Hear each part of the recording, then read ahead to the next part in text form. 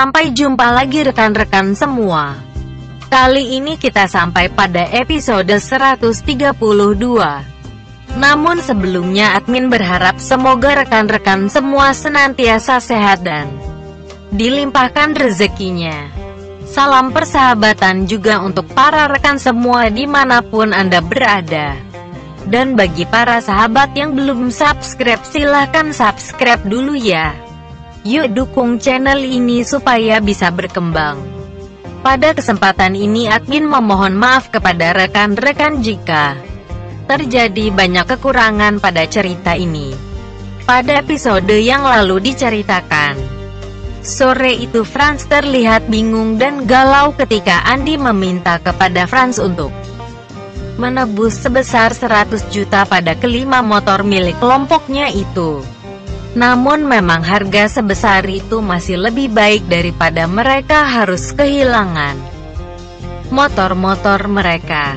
Motor itu harganya antara 60-70 juta per motor, dan jika tidak mengikuti apa yang dikatakan Andi maka mereka hanya mendapatkan uang 50 juta untuk 5 buah motor.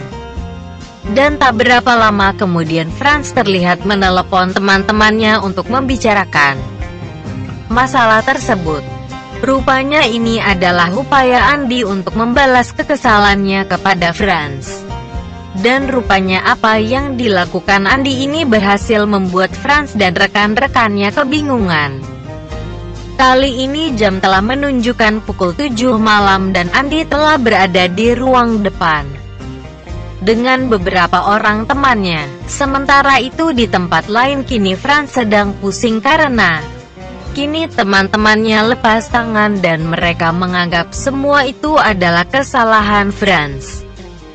Bahkan kini teman-teman Franz mengancam Franz dan mereka meminta Franz untuk secepatnya bisa memulangkan motor milik mereka. Hal tersebut karena teman-teman Franz juga kebingungan ketika dicecar pertanyaan oleh orang tua mereka tentang keberadaan motor milik mereka. Para orang tua mereka menanyakan keberadaan motor milik mereka. Pertanyaan dari orang tua mereka itu tentu membuat mereka bingung bagaimana menjawabnya.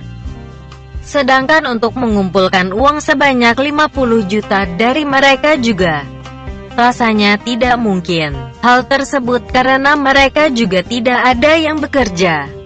Dan malam ini Franz kemudian menghubungi Andi kembali. Kali ini Franz terdengar memohon-mohon kepada Andi untuk membatalkan transaksi mereka. Dan kali ini Andi kemudian berkata kepada Franz, "Franz, aku sih bisa saja membatalkan transaksi tersebut, tapi sebenarnya aku berharap ke depannya kamu tidak sombong dan tidak semudah itu merendahkan orang lain. Ini aku hanya mengukur kamu, Franz. Apakah kesombongan kamu ini berbanding lurus dengan kemampuanmu apa tidak? Seharusnya dengan kesombonganmu itu uang 50 juta tidak masalah, Franz," kata Andi terdengar begitu tenang. Namun kata-kata tersebut begitu menyakitkan dan memalukan untuk Franz. "Apa kamu tidak ingat, Franz, bagaimana cara kamu menghina dan melecehkan aku?" Mendengar apa yang diucapkan Andi tersebut, Franz beberapa kali mengulangi lagi perkataannya. Kalau dirinya benar-benar menyesal dan meminta maaf atas tindakannya tersebut. "Ya sudah, kalau begitu kamu boleh ambil motornya dan transaksi dibatalkan. Kamu bawa uangnya besok dan diserahkan kepadaku di alamat yang aku kasih ke kamu sambil nanti kamu bicara dengan orangku. Soalnya motor itu ada di beliau." Sebenarnya begini, Franz. Kamu telah menghina aku maka otomatis orang-orangku juga akan marah sama kamu, Franz. Tapi aku jamin kamu tidak akan bermasalah dengan mereka. Tapi jika hal ini kamu ulangi lagi maka aku jamin kamu tidak akan bisa tenang, Franz. Kata-kata Andi memang terdengar pelan, namun kali ini Franz merasakan masih ada nada kemarahan dari perkataan Andi tersebut. "Iya An, aku berjanji sama kamu kami tidak akan mengulangi lagi ke depannya." "Pegang kata-kataku An," kata Franz kemudian. "Ya sudah, kalau gitu besok kamu dan teman-temanmu datang ya. Aku juga besok akan datang jam 9 ya," kata Andi kemudian. "Baik An, kalau begitu akan aku sampaikan kepada teman-temanku," kata Franz dengan suara tertahan karena menahan rasa gembiranya. Dan tak lama kemudian percakapan tersebut diakhiri karena sudah mencapai titik temu, yaitu damai di antara keduanya. Wah, Wan gak jadi dapat duit 50 juta Wan. Dan Iwan yang saat ini berada di samping Andi terlihat hanya tersenyum. "Wah, batal nihan acara kita nyumbang panti asuhan," kata Wawan sambil tersenyum. "Enggak sih Wan, rejeki dari Franz memang gagal, tapi acara tersebut tetap mau aku adakan kok. Kamu hubungi aja duluan apa yang mereka butuhkan. Dan nanti kita lihat apa yang bisa kita bantu untuk mereka," kata Andi kepada Wawan yang kemudian disambut oleh sebuah senyuman dari Wawan. "Masa iya sih Wan, gara-gara gagal dapat uang dari Franz kita harus gagal berbuat baik Wan?" Mendapat jawaban dari Andi tersebut, kini terlihat sebuah senyum mengembang dari bibir Wawan. Malam itu Andi dan teman-temannya bercanda tawa di ruangan tersebut sampai pukul 9 malam. Dan mereka akhirnya masuk ke kamar masing-masing karena besok harus melakukan aktivitas mereka. Dan kini tanpa terasa hari telah berganti dan kini pagi telah menjelang. Pagi ini tidak seperti biasanya, Andi masih di rumah. Jam 7 pagi Andi baru berangkat ke perusahaan yang dipimpin Pak Tony. Pagi ini Andi menaiki sebuah angkot untuk sampai ke perusahaan yang dipimpin oleh Pak Tony. Jam 8 lebih 10 menit Andi baru sampai ke perusahaan tersebut karena Andi harus berganti angkot sebanyak 2 kali. Rupanya identitas Andi di perusahaan yang dipimpin Pak Tony tersebut belum ada yang mengetahui selain Pak Tony, dan beberapa meter dari pos security di perusahaan tersebut Andi kemudian memikirkan bagaimana dirinya bisa masuk ke perusahaan tersebut. Andi kini kemudian menghubungi Pak Tony. "Pak, saya Andi. Pak Tony, posisi di mana ya Pak?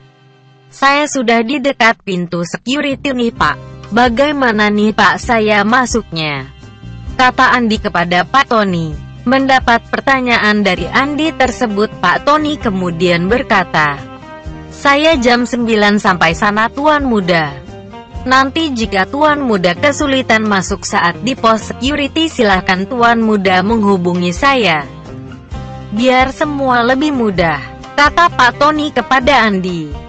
Dan mendapat saran dari Pak Tony tersebut, Andi kemudian mengiyakan dan kemudian menuju ke pos security. "Pagi Pak, Pak ini saya sedang menunggu Pak Tony. Apakah saya bisa nunggu di dalam ya Pak?" kata Andi kepada salah seorang security yang ada di pos security. Satpam bernama Ruli tersebut terlihat agak terheran ketika ada seorang pemuda berpenampilan biasa saja namun mau menunggu bos besar di perusahaan tersebut. "Ada keperluan apa ya Mas mau menunggu Pak Tony?" kata satpam tersebut terlihat agak ketus kepada Andi. Dan mendengar pertanyaan dari satpam tersebut, Andi kemudian berkata, "Ini Pak, saya ada urusan sama beliau yang harus saya selesaikan." Saat itulah satpam bernama Ruli tersebut kemudian mendekati kepala satpam dan melaporkan apa yang terjadi saat ini. Satpam tersebut melaporkan kepada kepala satpam kalau saat ini ada seorang pemuda yang sedang menunggu bos besar di perusahaan tersebut. Dan mendapat laporan dari anak buahnya tersebut, maka sang kepala security yang bernama Pak Jamal kemudian meminta anak buahnya tersebut untuk membawa Andi untuk menemuinya. Satpam bernama Ruli itu kemudian mendekati Andi dan berkata, "Mas, ikut saya sebentar deh mas," kata Pak Ruli kepada Andi. "Ada apa ya Pak?" kata Andi kepada Pak Ruli. "Ini mas, atasan saya mau bicara dengan masnya." Mendengar perkataan dari Pak Ruli tersebut, Andi kemudian mengikuti langkah Pak Ruli dan menuju ke ruangan kepala security yang tak jauh dari tempat tersebut. "Selamat pagi mas," sapa Pak Jamal sang kepala security kepada Andi. "Selamat pagi juga Pak. Ada apa ya mas? Kok saya dengar masnya katanya mau bertemu dengan Pak Tony," kata Pak Jamal kepada Andi. Mendengar pertanyaan sang kepala satpam tersebut, Andi kemudian menceritakan kalau dirinya diminta Pak Tony untuk datang ke perusahaan ini. Andi juga merasa kalau hal ini akan lebih mudah jika dirinya langsung menghubungi Pak Tony. "Sebentar ya Pak, mungkin lebih baik Bapak bicara dengan Pak Tony saja supaya kita tidak salah." "Paham, saya juga tidak menyalahkan Bapak karena memang mungkin inilah prosedurnya," kata Andi, dan kemudian Andi mengeluarkan HP bututnya. Para petugas security tampak tertegun ketika melihat handphone yang dipergunakan Andi. Handphone tahun 2000-an awal tersebut ternyata masih ada juga yang menggunakannya, pikir mereka. Kini Andi kemudian terlihat menghubungi seseorang. "Selamat pagi Pak. Pak, ini saya sedang di pos security Pak. Saya minta bantuan Bapak nih Pak biar saya bisa masuk," kata Andi di handphonenya. Andi kemudian menyerahkan handphonenya kepada kepala satpam yang ada di tempat tersebut. Itulah kisah pemuda kaya yang sederhana episode 132. Terima kasih kepada rekan-rekan yang sudah mengikuti cerita ini. Jangan lupa like, subscribe, dan bagikan cerita ini kepada yang lain. Silahkan rekan-rekan tulis saran dan komentar di kolom komentar untuk kemajuan channel dan cerita ini. Terima kasih.